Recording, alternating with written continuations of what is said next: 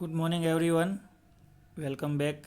Mechanical engineering के under subject manufacturing technology में chapter number 4 में हम लोग डिस्कस कर रहे थे अलग अलग तरह की जो फॉर्जिंग प्रोसेस है वो उसमें हम लोग आज डिस्कस करेंगे जो प्रेस फॉर्जिंग प्रोसेस के अंदर,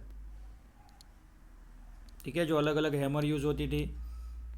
ओके, उसके अंदर हमने कल देखा था कि भाई ग्रेविटी फीड होती है, हाइड्रोलिक फीड होती है, न्यूमेटिक फीड होती है।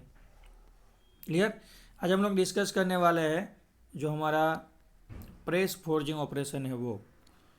तो ये जो प्रेस फोर्जिंग ऑपरेशन है उसके अंदर हम लोग क्या यूज़ करेंगे, तो कि भाई हैमर यूज़ नहीं करेंगे। दैट मीन्स के वर्कपीस के ऊपर इम्पैक्ट लोड नहीं लगाएंगे। तो बेसिकली जो फॉर्जिंग प्रोसेस होता है उसमें हम लोग वर्कपीस को गर्म करके उसके ऊपर कंप्रेसिव फोर्स या फिर टेंसाइल फोर्स लगा के क्या करते हैं, शेप चेंज करने की बेसिक प्रोसेस करते हैं। अब ये जो कंप्रेसिव फोर्स लगाना होता है वो हम लोग अगर हैमर की वजह से रिपीटेटिव या फिर इम्पैक्ट लोड लगाएंगे तो वो ड्रॉप फॉर्जिंग कहलाएगा। और यही कंप्रेसिव फोर्स अगर हम लोग ग्रेजुअली अप्लाई करेंगे मतलब स्लोली उसका वैल्यू बढ़ता जाएगा और एक यूनिफॉर्म तरीके से एक समान मात्रा से हम लोग क्या करेंगे, वर्कपीस के ऊपर फोर्स लगाएंगे, तो उस प्रोसेस को कहला जाएगा या फिर उस प्रोसेस को हम लोग क्या कहेंगे, तो उस प्रोसेस को हम लोग कहेंगे प्रेस फॉर्जिंग। क्लियर है। प्रेस फॉर्जिंग के अंदर जो प्रेस मशीन यूज़ होता है यूजुअली उसकी कैपेसिटी कितनी होती है, 500 to 600 टन, 500 से लेकर 600 टन की कैपेसिटी वाले प्रेस हम लोग यूज़ कर सकते हैं। बहुत सारी चीज़ें हैं जो इस तरीके से बनेंगी। हर बार आपको इम्पैक्ट फोर्स लगा के ही या फिर हैमरिंग करके ही शेप देना ऐसा ज़रूरी नहीं है। तो चलिए देखते हैं कुछ प्रेस फॉर्जिंग ऑपरेशन दिए गए हैं। उसमें सबसे पहले हम लोग डिस्कस करेंगे प्रेस फॉर्जिंग में मशीन और अपसेट फॉर्जिंग। इसके बारे में डिस्कस करेंगे हम लोग, मशीन और अपसेट फॉर्जिंग के बारे में। क्लियर है। मशीन और अपसेट फॉर्जिंग में क्या होगा, देखिए यहाँ पे एक फिगर दिया गया है, फिगर से आप लोग को थोड़ा ज़्यादा समझ में आएगा। फॉर एग्जांपल ये जो वर्क पीस है, क्लियर, उसके अंदर आप लोग कुछ ऐसा शेप क्रिएट करना चाहते हैं, ठीक है। ये जो वर्क पीस है उसमें से आप लोग ऐसा शेप बनाना चाहते हैं, तो जिस शेप का आपको वर्क पीस बनाना है उस प्रोफाइल यानी उसी शेप का प्रोफाइल हम लोग क्या करेंगे, तो हम लोग उसको डाई के अंदर क्रिएट करने की कोशिश करेंगे। मैंने क्या किया, उसी शेप का यहाँ पे ये डाई बना दिया। अब मैं क्या करूँगा, तो कि डाई का जो ओपनिंग होगा वहाँ पे मैं वर्क पीस को रखूँगा। तो मैंने डाई के ओपनिंग पे वर्क पीस को रख दिया, ठीक है। वर्क पीस आपको रेड हॉटेड यानी लाल चोर गर्म करके रखना है। क्लियर है। मतलब above the crystallization temperature and below the melting point. Crystallization temperature से थोड़ा ज़्यादा गर्म करना है और मेल्टिंग पॉइंट से थोड़ा कम, पिघलना नहीं है। तो वर्क पीस ऐसे पूरा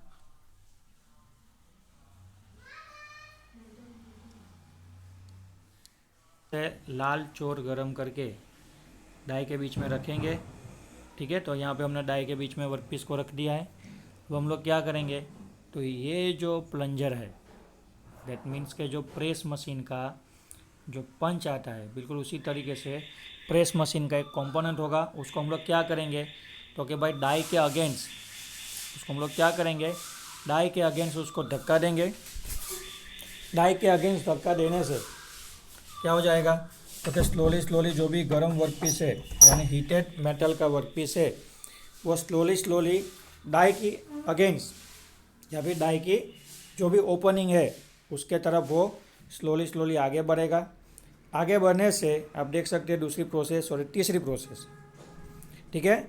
ये स्टार्टिंग, ये इंटरमीडिएट और ये फाइनल। तो फाइनली पूरा प्रोसेस ख़त्म होने के बाद आपका जो स्टार्टिंग का जो वर्क पीस था वो कुछ इस तरीके से शेप लेके अपना जो भी डायमेंशन है, डिज़ाइन है, शेप है वो क्रिएट कर लेगा।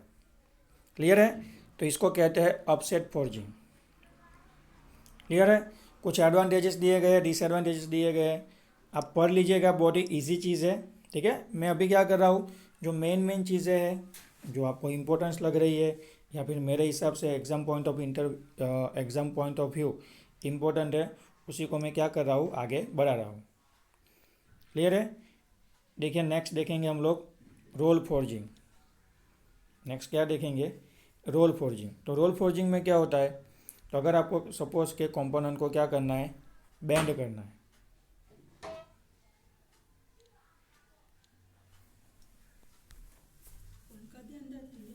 किसी कंपोनेंट को क्या करना है, गोल यानी बेंड करके उसको पूरा सर्कुलर शेप में ले आना है, तो इसके लिए प्रोसेस है रोल फॉर्जिंग।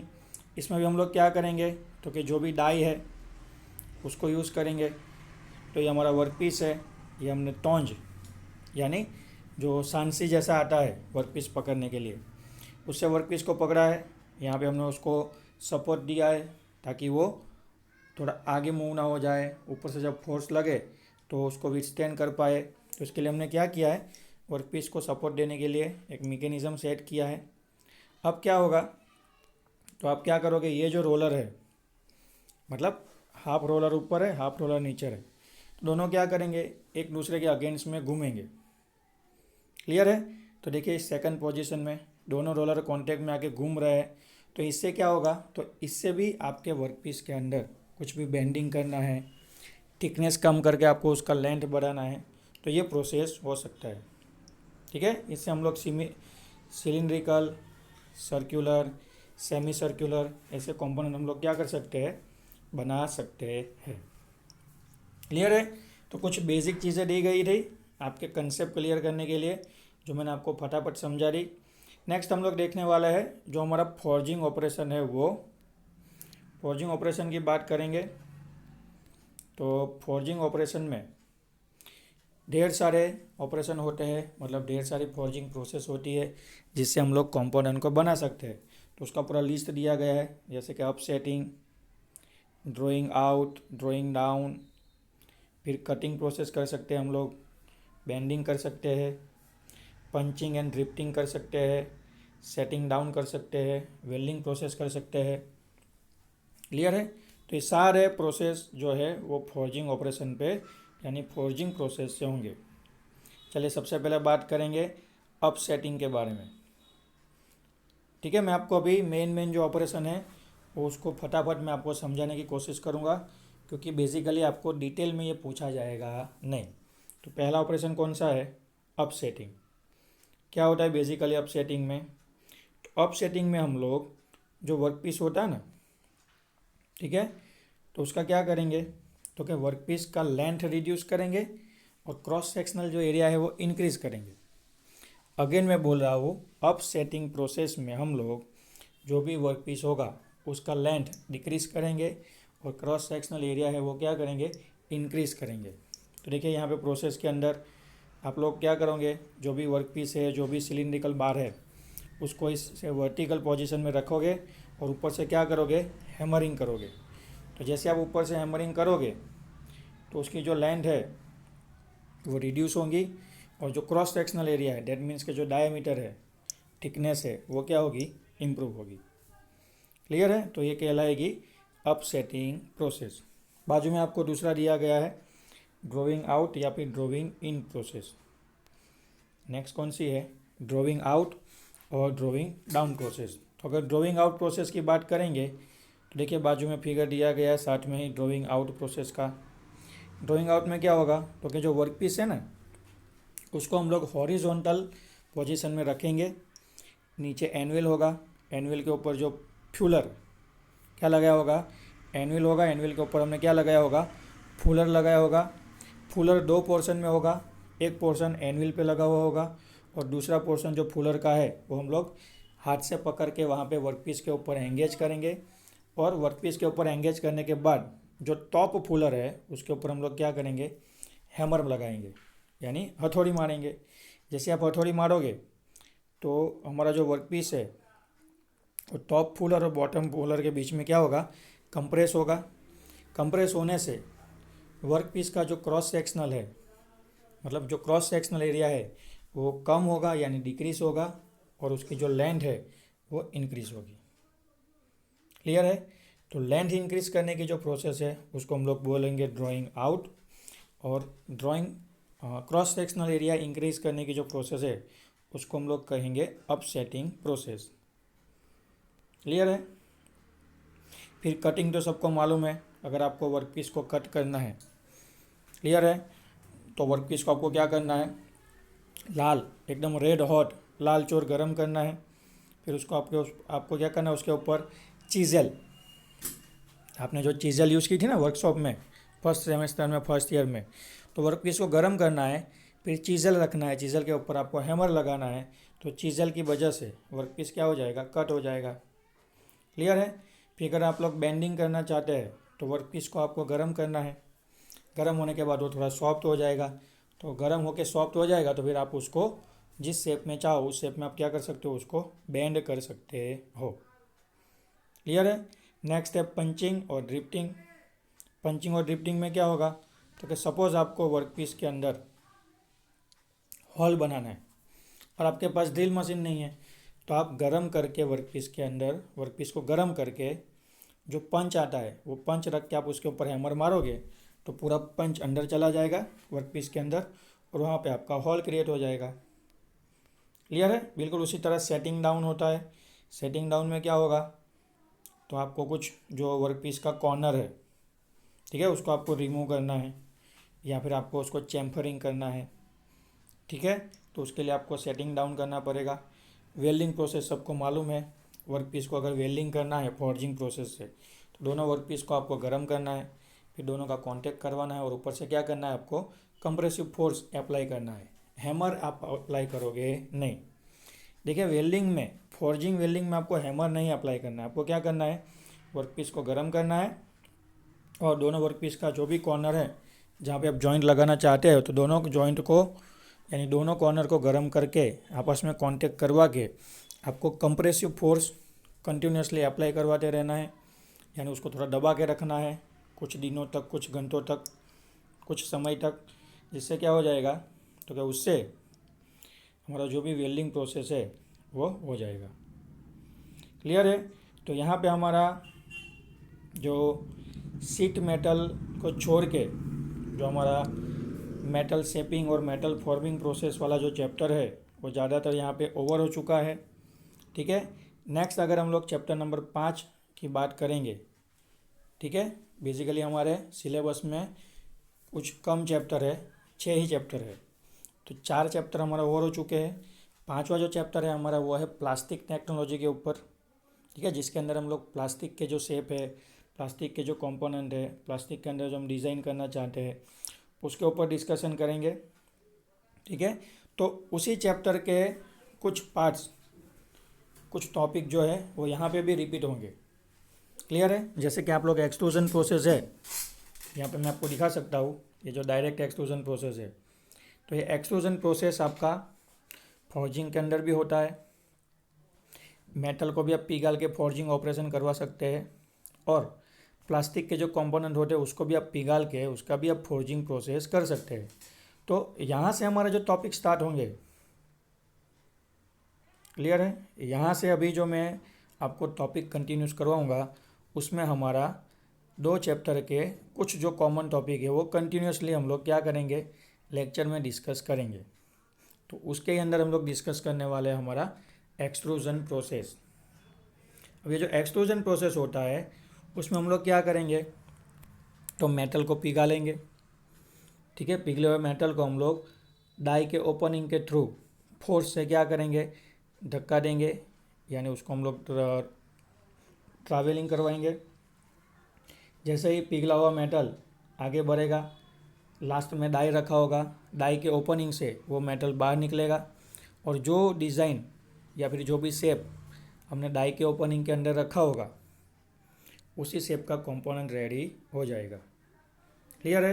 तो ये जो एक्सट्रूजन प्रोसेस है उसको बेसिकली बोला जाता है कंटिन्यूअस फॉर्जिंग प्रोसेस या फिर कंटिन्यूअस मैन्युफैक्चरिंग प्रोसेस या फिर कंटिन्यूअस प्रोडक्शन प्रोसेस भी आप उसको कह सकते हैं। क्लियर है? एक्सट्रूजन प्रोसेस से आप कंटिन्यूअसली क्या कर सकते हैं, कंपोनेंट प्रोड्यूस कर सकते हैं। बाकी सारी प्रोसेस में क्या होगा, एक कंपोनेंट बनेगा फिर आपको वापस साइकिल रिपीट करना पड़ेगा, लेकिन यहाँ पे ऐसा होगा नहीं। तो ये जो बेसिक एक्सट्रूजन प्रोसेस होता है वो दो तरीके से हो सकता है। आप इसके अंदर मेटल पिघला के, ठीक है, शेप दे सकते हैं, और आप इसके अंदर प्लास्टिक को पिघला के प्लास्टिक का भी एक्सट्रूजन प्रोसेस कर सकते हैं। तो ये टॉपिक हमारा कंबाइन चलेगा। चलिए देखते हैं कौन से एक्सट्रूजन प्रोसेस हो सकते हैं। तो अगर आप लोग फिजिकल कॉन्फ़िगरेशन की बात करोगे तो दो तरीके से एक्सट्रूजन हो सकता है, डायरेक्ट एक्सट्रूजन और इनडायरेक्ट एक्सट्रूजन। ठीक है, अगर आप वर्किंग टेम्परेचर की बात करेंगे तो हॉट एक्सट्रूजन और कोल्ड एक्सट्रूजन, ऐसे दो तरीके से आप लोग क्या कर सकते हैं, एक्सट्रूजन प्रोसेस कंडक्ट कर सकते हैं। ठीक है, सारी इंडस्ट्री में ऐसे ही एक्सट्रूजन होता है। चलिए पहले बात करेंगे डायरेक्ट एक्सट्रूजन की। तो डायरेक्ट एक्सट्रूजन में क्या होता है, तो कि डायरेक्ट एक्सट्रूजन में सबसे पहले तो आप लोग एक्सट्रूजन प्रोसेस के जो कंपोनेंट होते हैं वो समझ लीजिए। ठीक है, एक्सट्रूजन प्रोसेस में सबसे पहले होता है एक चैम्बर। चैम्बर के आगे हम लोग रखते हैं डाई। डाई को पकड़ने के लिए, उसको फिक्स करने के लिए होगा डाई होल्डर। और जो भी वर्कपीस होगा उसको कंप्रेस करने के लिए यानी प्रेस करने के लिए प्लंजर होगा या फिर रैम होगी। अब डायरेक्ट एक्सट्रूजन में क्या होता है, तो डायरेक्ट एक्सट्रूजन के अंदर हम लोग मेटल को पिघलाएंगे नहीं। दैट मीन्स कि जो रॉ मटेरियल आता है, जैसे कि ब्लूम्स आते हैं, बिलेट्स आते हैं, ठीक है, मेटल के ब्लूम्स और बिलेट्स आते हैं ना, रॉ मटेरियल, उसको हम लोग क्या करेंगे, गर्म करेंगे। ठीक है, जो भी गर्म ब्लूम्स बिलेट होंगे उसको हम लोग क्या करेंगे, तो पहले इसको हम लोग रैम को बाहर निकाल लेंगे और यहाँ पे स्टार्टिंग में क्या करेंगे, ये जो ब्लैक कलर का दिख रहा है ना हॉट बिलेट्स, उसको रख देंगे। उसके बाद क्या करेंगे, अब जैसे ही डाई के चैम्बर के अंदर बिलेट्स को रख दिया, अब हम लोग क्या करेंगे, ये जो प्लंजर है उसको from right to left move करवाएंगे। अब प्लंजर स्लोली स्लोली आगे बढ़ेगा, जिससे ये जो हमारा गर्म बिलेट्स था यानी रॉ मटेरियल था वो भी आगे बढ़ेगा। अब आगे बढ़ेगा तो उसके पास क्या आ गया, डाई आ गया। डाई के अंदर हमने सिर्फ छोटा सा ही ओपनिंग रखा है, तो उस ओपनिंग के थ्रू अब ये जो हॉट बिलेट है वो आगे बढ़ेगा। और आपने डाई का जैसा भी ओपनिंग रखा होगा, यानी डाई के अंदर आपने जैसा भी डिज़ाइन रखा होगा, उस डिज़ाइन का जो कंपोनेंट है वो डाई ब्लॉक के दूसरी ओर यानी डाई होल्डर की दूसरी ओर यानी ये साइड पे क्या होगा, क्रिएट होकर बाहर निकलेगा। तो इसको बोला जाता है डायरेक्ट एक्सट्रूजन प्रोसेस। ढेर सारे कंपोनेंट है वो इस तरीके से बनते हैं। क्लियर है। चलिए साथ में ही मैं आपको इनडायरेक्ट और बैकवर्ड एक्सट्रूजन भी समझा देता हूँ। यहाँ पे थोड़ा उल्टा होगा। उल्टा क्यों होगा, तो देखिए ये है डाई, ये है हमारा चैम्बर और ये है डाई होल्डर, ठीक है, और ये है हमारा प्लंजर। अब अगर आप लोग डायरेक्ट एक्सट्रूजन की बात करोगे ना, तो डायरेक्ट एक्सट्रूजन में ये जो डाई या मतलब पूरा डाई का जो असेंबली था ना वो फिक्स रहता था, और प्लंजर क्या करता था, मूव करता था। यानी मूवमेंट किसके अंदर होती थी, प्लंजर में। बाकी सारी चीज़ें फिक्स रहती थी। ओपनिंग कहाँ पे रखा था हमने, डाई के अंदर। लेकिन जो इनडायरेक्ट या फिर बैकवर्ड या फिर रिवर्स एक्सट्रूजन प्रोसेस है उसके अंदर थोड़ा प्रोसेस उल्टा होगा। इसके अंदर हम लोग क्या करेंगे, तो जो हमारा प्लंजर है ना, जो प्लंजर है उसके अंदर हम लोग क्या करेंगे, जो भी शेप लाना है ना वो डिज़ाइन रखेंगे। मतलब प्लंजर को हम लोग कैसा रखेंगे, हॉलो रखेंगे। पहले जो हमने डिज़ाइन डाई में रखा था, अब वो डिज़ाइन हम लोग कहाँ पे रखेंगे, प्लंजर में। ओके। और क्या करेंगे, तो कि भाई इसको पहले खोल देंगे, यहाँ पे हम लोग बिलेट्स रख देंगे और वापस क्या करेंगे, जो भी प्लंजर है उसको slowly slowly from right to left क्या करेंगे, ट्रैवलिंग करवाएंगे। अब ये तो पूरा एरिया क्लोज है, ठीक है।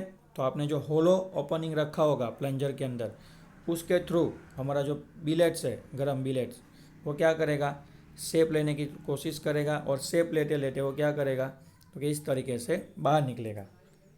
तो डायरेक्ट एक्सट्रूजन में हमको जो भी शेप चाहिए था वर्कपीस का वो हमको डाई के थ्रू मिलता था। और इनडायरेक्ट और बैकवर्ड एक्सट्रूजन में, या फिर आप उसको रिवर्स एक्सट्रूजन भी बोल सकते हैं, उसमें हमको होलो प्लंजर के थ्रू वर्कपीस का जो भी साइज़ है, डिज़ाइन है, जो भी शेप है वो मिलेगा। क्लियर है। तो यहाँ तक रखते हैं आज के लेक्चर में। क्लियर। ये टॉपिक हमारा कंबाइन चलेगा चैप्टर नंबर 4 और चैप्टर नंबर 5 के अंदर। क्लियर है। तो थोड़ा ध्यान रखिएगा और उसको इस पॉइंट ऑफ व्यू से थोड़ा देखिएगा। मिलते हैं कल नेक्स्ट लेक्चर में। Thank you.